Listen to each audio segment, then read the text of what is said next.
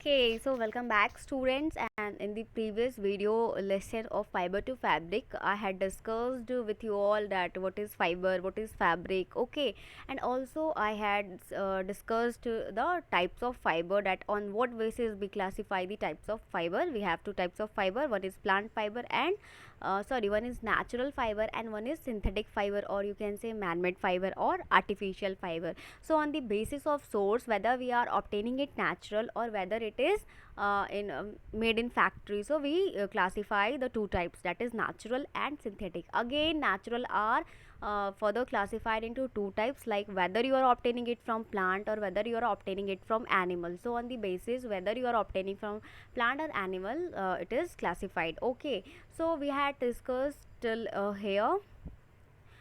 We also seen that fabric for different purposes. Also we had seen that we prefer cotton to wear in summer days, not nylon, because cottons are also soft, nylons are also soft, but we prefer cotton clothes because cotton absorbs the sweat. Okay, it absorbs and evaporate and it causes cooling, but it doesn't happen with the nylon. Okay, so now we shall continue with the identifying fabrics, like how you will identify fabric.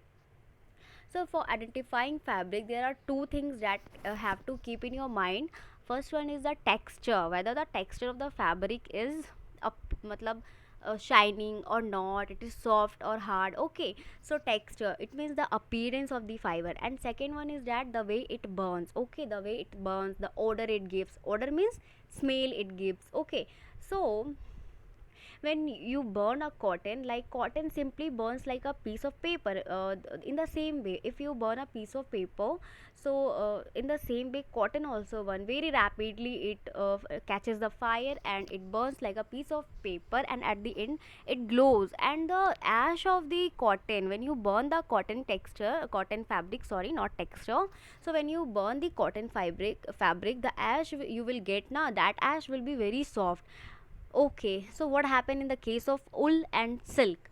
So wool and silk are almost same. When you burn the wool or silk, they burn very easily, but the order will be like you are burning here. Okay, the order will be like that. Okay, if we talk about synthetic fibers melt and they produces lumps. Okay, so they melt very rapidly and they produces lumps, and the lumps are very hard kind. The lumps of the synthetic fibers or fabrics, you can say, are very hard. So in the pictures also it is given, like when you burn the jute and cotton fiber, so they have a very sooty flame which gives a characteristic odor and leave behind powdered like ash. As I have told you, when you burn cotton you will get some ash, some soft ash. But what if you burn a nylon or a polyester, that I'm talking about the synthetic fiber? So what happens in that case? So they will melt with a hard lump. Okay, and the smell of plastic, like when they will burn na, they will give you a smell of like burning plastic. The smell will be same as you burn the plastic, so it is a very bad kind of smell, and they leave a hard residue. As I told, the hard lump, they will melt and a hard lump will be there. So this was all about identifying fabric, that how will you identify a fabric. Okay, next proceeding to the natural fibers, we will study one by one the different types of natural fibers. So first one is here cotton. So cotton is a very old fiber, and yes, it is best in, like, it grow in black soil. Black soil is very suitable for growing cotton. So where do we get black soil in India? It is get so black soil in Maharashtra, also in UP side, in Madhya Pradesh, and yes, Tamil Nadu, Karnataka, Gujarat, so Haryana, Punjab. These are the state where black soil is available, where black soil is there. So cotton plant grow best in black soil, in the areas with a moderate rainfall. Okay, so cotton, as I told you that in the previous video also, cotton are fruit fiber, because they are getting from the fruit part of the plant. So how, let's see. Okay, so cotton fiber grows around the seeds in a cotton ball. So we are talking about cotton ball, and cotton ball is the fruit part of the plant. Cotton ball जो होता है plant का fruit part होता है, और cotton ball के अंदर seeds होते हैं, seeds के चारों तरफ we get the cotton fiber होता है, और हमें उन्हीं उसी से मिलता है. So basically cotton is a fruit fiber because we obtain it from the cotton ball, and cotton ball is a fruit part of the plant. Okay, so the fibers dry when the cotton ball opens up. Fibres जो होते हैं they try when the cotton ball opens up. जब cotton के ball जो होते हैं, आपको pictures में भी अवेलेबल होगा, या फिर आप गूगल करके भी अच्छे से कॉटन प्लांट को देख सकते हो कि कॉटन बॉल कैसे होते हैं. और जो ड्राई कॉटन फाइबर होते हैं बहुत ही सॉफ्ट होते हैं, स्ट्रॉन्ग होते हैं, एब्जॉर्ब वाटर ईजिली, बहुत ही easily water they absorb water. Okay, very easily. And the cotton ball, it is talking about when the fibres dry ना, then only the cotton ball will open up. Okay, so it is better if you google it, or if you see the other videos of the cotton plantation. Okay, so moving to the next, that what do we use? Okay, so as I earlier told you that yes, cotton fibers are very preferable in the summer days because they absorb our sweat, that is पसीने को वो absorb करते हैं, and they evaporate that. Okay, and evaporation causes cooling. So this you will read in the higher classes, that why evaporation causes cooling, but now you should know that yes, if they cause evaporation, and evaporation causes cooling. So here it is talking about that cotton fiber is separated from the seed, and it is spun into the cotton yarn. Okay, so in the previous class I had make you understand that ki how we made fiber. First we take the fiber, then fibers is uh, spun into yarn. Yarn is thread, and when a group of yarns group of yarn is mixed together, or you can say weaved together, then it forms fabric. आगे और अच्छे से पढ़ेंगे कि कैसे हम fibre से fabric बनाते हैं. Okay, so fibres are very thin strand. जब कॉटन प्लांट को लेते हैं तो कुछ प्रोसेस किया जाता है, जैसे उसकी गंदगी हटाई जाती है. That we will see when we will study the making of fabric. Okay, तो अभी हम कॉटन के बारे में इतना ही जानेंगे, ठीक है. और जो कैसे क्या बनाया जाता है, that will study in this video only. So we with me. Okay, now we are going to the next fabric, natural fabric, that is jute. Okay,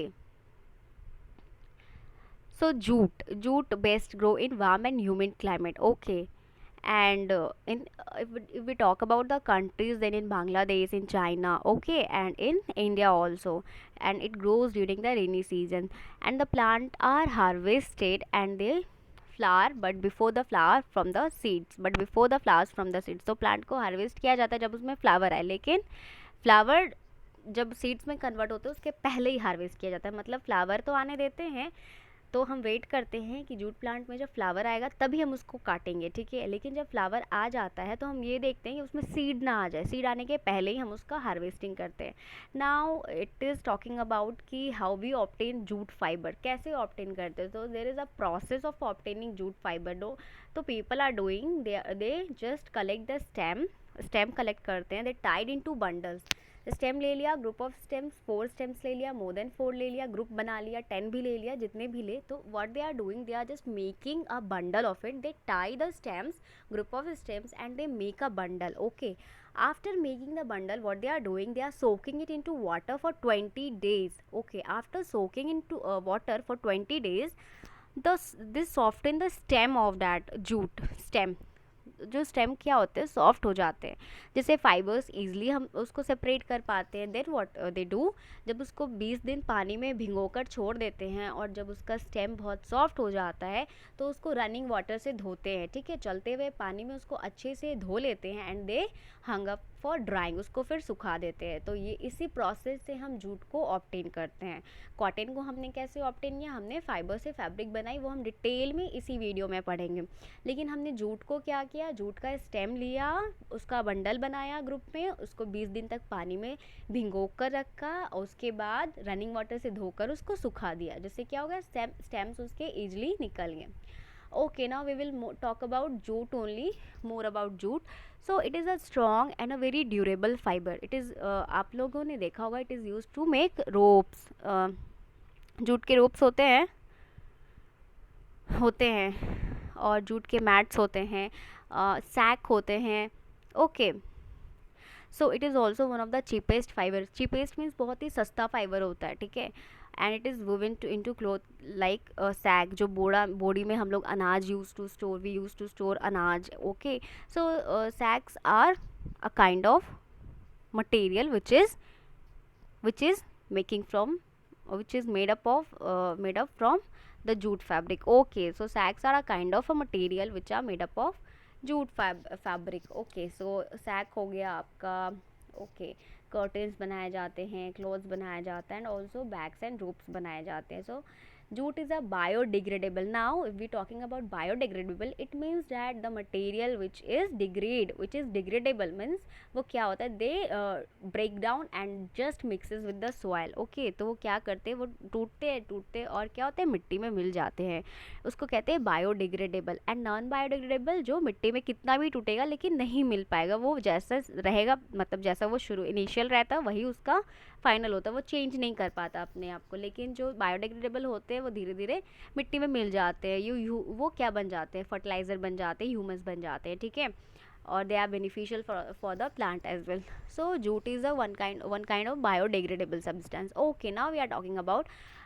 That is why jute is used to make bags for planting tree sapling. Okay, have you visited nursery? Nursery is a kind of place where trees saplings are there, plant saplings are there, and people used to buy those tree sapling and they used to root in their home. मतलब उसको लगाते हैं, घर पे लगाते हैं, वहाँ से सैपलिंग्स लेके आते हैं, घर पे लगाते हैं. तो नर्सरी उसको बोलते हैं, जहाँ पे बहुत सारे ट्रीज प्लांट छोटे छोटे मिलते हैं और जहाँ से आदमी खरीद के लाकर अपने घर में लगाते. They use to plant in their home. Okay, so क्या होता है, अगर मान लो प्लास्टिक में दिया जाएगा तो क्या आदमी पहले वो प्लास्टिक फेंकेगा कहीं ना कहीं, वो तो डिग्रेडेबल नहीं होगा, नॉन बायोडिग्रेडेबल है. तो वो क्या होगा, वो कहीं ना कहीं इन्वायरमेंट को नुकसान पहुंचा रहा होता है. But instead of that we can use the jute bags use कर सकते हैं छोटे छोटे, क्योंकि वो क्या होगा, जब हम खरीद के लाएंगे नर्सरी से तो along with that we can plant our trees in the soil. मिट्टी में उसके साथ ही हम डाल देंगे और डे बाय डे जब क्या होगा, टाइम बीतने के साथ वो जो सैक का जो बैग होगा या जूट का जो बैग होगा वो क्या होगा, धीरे धीरे मिट्टी में डिग्रेड हो जाएगा. तो it is very beneficial to use these jute bags instead of that plastic ones. Okay, तो क्या होगा, हम इसके साथ ही पेड़ को लगा देंगे और इससे क्या होगा कि एक ना एक दिन वो मिट्टी में मिल जाएंगे और प्लास्टिक का जो हम लोग यूज़ करते हैं उससे इन्वायरमेंट को खतरा भी नहीं पहुंचेगा. So okay, now it is talking about jute mats. Okay, so jute mats क्या होते हैं, it is a kind of mat. It is use to cover the barren land to prevent soil erosion. ऐसे land को कवर करने में मदद करता है जहाँ पे सॉइल इरोजन को रोका जा सके. एंड वहाँ पे प्लांटिंग भी बहुत अच्छे से होती है, मतलब जूट मैट बिछा दिया और उसमें प्लांट भी ईजिली वो लगा देते हैं. आप देख रहे होगे, there is a picture given. Okay, so mat क्या करते हैं, to grow, and these mats are therefore called soil savers. Why do we call jute mats as soil saver? Because they prevent the soil erosion. वो soil erode होने से बचाते हैं. soil को जब पानी का flow आता है तो उसको क्या करते हैं, soil erosion से बचाते हैं. ये नहीं कि पानी में वो मिट्टी बह जाए, uprooted कर दे plants को. ओके, सो सॉइल सेवर का काम है. वहीं पे हम जब बात करेंगे क्वायर की, तो क्वायर मैट्स भी बनाए जाते हैं, उसका भी यही यूज़ होता है.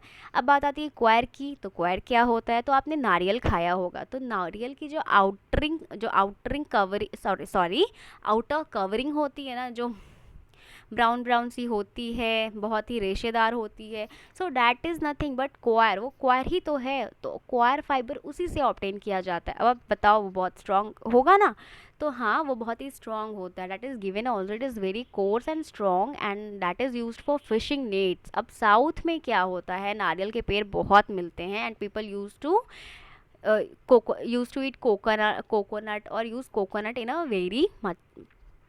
very large amount. ठीक है, बहुत बहुत ज़्यादा यूज़ करते हैं, उधर कोकोनट ही मिलता ही है. सो व्हाट पीपल डू, वो क्वायर से क्या बनाते हैं, फिशिंग नेट्स बनाते हैं, ताकि वो क्या होता है, एक तो वो रेसिस्टेंस है साल्टी वाटर में, मतलब ख़राब नहीं होता है, और दूसरा इतना हार्ड है ताकि वो ईज़िली उस काम के लिए यूज़ हो सकता है. तो इसका हम क्या बनाते हैं, वाइट क्वायर का फिशिंग नेट्स बनाते हैं. ठीक है, अब ब्राउन क्वायर का क्या यूज़ करते हैं, दो काइंड ऑफ क्वायर होते हैं, वाइट क्वायर और ब्राउन क्वायर. अब ब्राउन क्वायर का हम कहाँ यूज़ करते हैं, they are use to make floor mats, door mats. Okay, brushes, ropes, and pots to grow plants. Okay, it is also used to fill mattress and for packaging. तो बहुत ज़्यादा use है coir का. And brown coir pads are spread with a rubber latex to bind with the fibres together. This rubberized coir is used in padding the interior parts of automobiles. Okay, so these were the uses of coir which is given, and you should keep in mind the two uses of every fibers.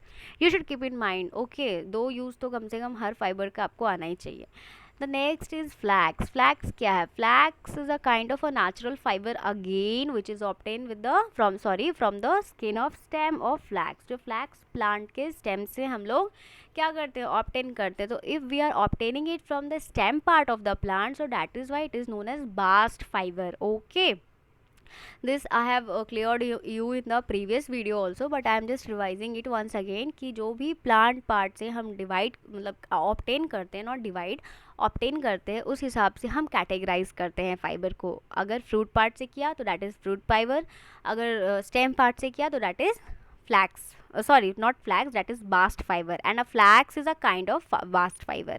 So what it is used to make? So it is used to make linen fabric and ropes. इससे रस्सियाँ बनती हैं, लाइनन की जो fabric है वो बनती हैं, बिकॉज ये बहुत सॉफ्ट होते हैं.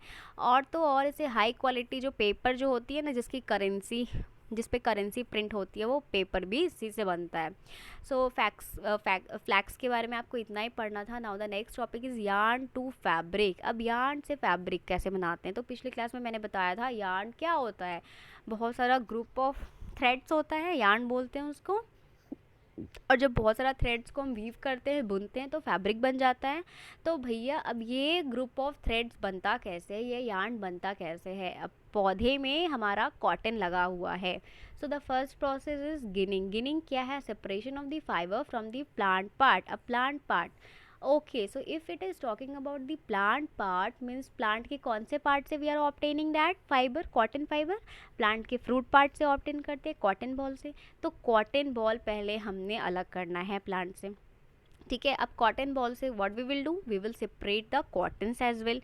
ठीक है. कॉटन को हमने अलग किया, निकाल लिया अपना कॉटन फाइबर. उसमें क्या होते हैं? बहुत डस्ट होते हैं, और क्या होती है, कुछ कुछ चीज़ें गंदगी लगी होती है, साथ में सीड्स होते हैं, तो उसको हमने सेपरेट आउट कर लिया. So that is ginning. Ginning is what? Ginning is the process of separation of the fibre from the plant fibre. Okay, fibre को हमने अलग कर लिया, दैट इज़ गिनिंग. पहले के दिनों में गिनिंग जो थी वो हाथ से होती थी, बट अभी क्या है, बहुत सारे मशीन्स आ गए हैं, तो वर्क हमारा बहुत ही ईजी हो गया है. ठीक है. तो इस वजह से machines are using these days. Now second is process is spinning. Spinning क्या होता है? जो हमने फाइबर कलेक्ट किया उसको हम कुछ प्रोसेस करके उसका हम बहुत सारा थ्रेड बनाते हैं. उसका पहले थिन स्टैंड्स बनाते हैं, उसको पतला पतला करके जो बहुत सारा हम थ्रेड्स बनाते हैं. ठीक है. जब हम बहुत सारा थ्रेड्स बनाते हैं उसको कहते हैं यार्न. क्या कहते हैं? Yarn. So basically you can say fibre to fabric. क्या कहते हैं? Fibre to fabric is spinning. Spinning is that process in which fibre is use to make yarn, और we can say fibre is use to make group of threads. अब इसको कहते हैं yarn. अब yarn भी अगेन पहले जो होता था वो हैंड ऑपरेटेड मशीन्स होते थे, मतलब हाथ से कुछ कुछ ऐसे चला के उसको बनाना होता था. That I will make you know about that all kind of equipments in this video only. So be with me again, I am saying you. Okay, अब क्या होता है, जो मशीन्स आ गए हैं तो उससे हमारा काम इजी हो गया है. तो स्पिनिंग ये हो गया. स्पिनिंग के बाद जब हमने यार्न बना लिया, तो यार्न को एक हॉरिजॉन्टल एक वर्टिकल, मतलब एक तरीका होता है उसको बुनने का, that is called as weaving. तो जो वीविंग का प्रोसेस है उसमें यार्न टू फैब्रिक हम बनाते हैं, जो कि मैं वीडियो में दिखाऊंगी तो बहुत ज़्यादा क्लियर हो जाएगा. तो हैंडलूम्स मशीन आते हैं, उससे हम वीव करते हैं. तो अब आगे क्या है? वीविंग और fabric can be done hand operated machines called handloom, as I have told you. The fabric that is woven on a handloom is called handloom fabric. और जो फाइबर्स हैंडलूम पे मशीन्स पे, हैंड ऑपरेटेड मशीन्स पे बनते हैं, बुने जाते हैं, उसको हैंडलूम फैब्रिक बोलते हैं. Okay. The handloom fabric has many uses. It is available in the market in the most part of our country, and it is a source of livelihood for many weaves. एकदम रोजगार का ये साधन है, बहुत लोग उसी से काम करते हैं ना. They used to earn money, they used to run their family, so this gives a employment to the people also, livelihood for many weavers also. And India is rich in traditional handloom design and clothes. तो India में तो बहुत सदियों से चलता आ रहा है, from the time of आज़ादी भी ऑल्सो। महात्मा गांधी ने क्या किया था ना, कि ब्रिटिशर्स के बनाए हुए मशीन वाले कपड़े नहीं पहनेंगे, they will use to make their own clothes, है ना, खादी के खुद बनाएंगे। तो चरखा का उन्होंने यूज़ किया। चरखा, महात्मा गांधी का चरखा बहुत ही फेमस है। तो क्या होता है, उससे उन्होंने खुद का कपड़ा बनाया। तो कैसे बनाया, यही प्रोसेस से बनाया, गिनिंग, स्पिनिंग एंड वीविंग, खुद ही वीव करते थे हैंडलूम्स की मशीन पे। So it is given here also that several devices just such as the hand spindle, उसको क्या बोलते हैं, टकली भी बोलते हैं। And the charkha were use to spin yarn in the olden days. Okay, so hand spindle जो machine होते हैं ना, वो अगर पॉसिबल हुआ तो मैं दिखाऊंगी, कॉटन का बनाया जाता था। Okay, so Mahatma Gandhi made the charkha as a part of a freedom struggle. बहुत फेमस है चरखा उनका, क्योंकि फ्रीडम में बहुत उन्होंने क्या किया था, फ्रीडम स्ट्रगल में उन्होंने चरखा का यूज़ करके खुद से कपड़ा बनाया था।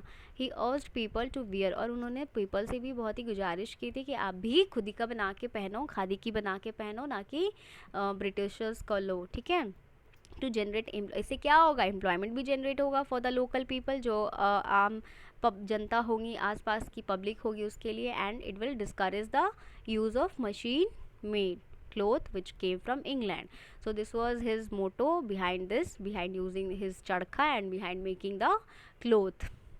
Now we will study the history of the natural fibers. Okay, so first we will study the flax. It is the oldest natural fiber. सबसे पुराना अगर natural fiber कोई है तो flax है। That is कॉटन से भी पहले वाला नेचुरल फाइबर है फ्लैक्स। ये कब आया था, ये माना जाता है कि सबसे पहले इजिप्ट में आया था और 5000 BC से पहले ही आया था। और India is third largest producer of flax. India तीसरा लार्जेस्ट है, फर्स्ट सेकंड नहीं है बट तीसरा है, थर्ड है।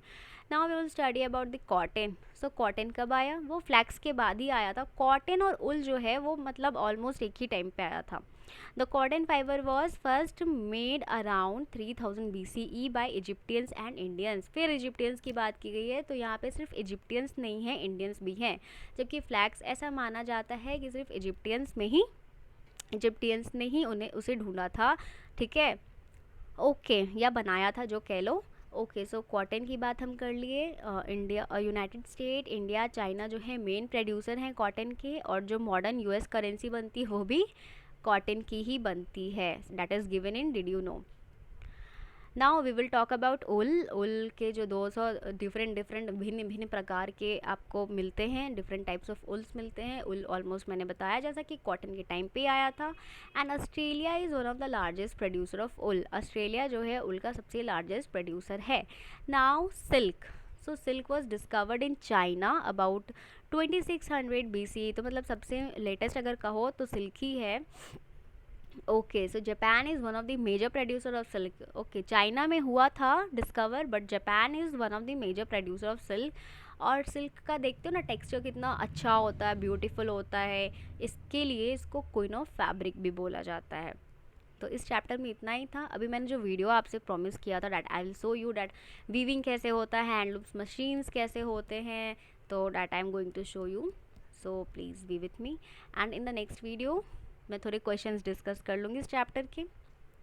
सो thank you. Now over to video.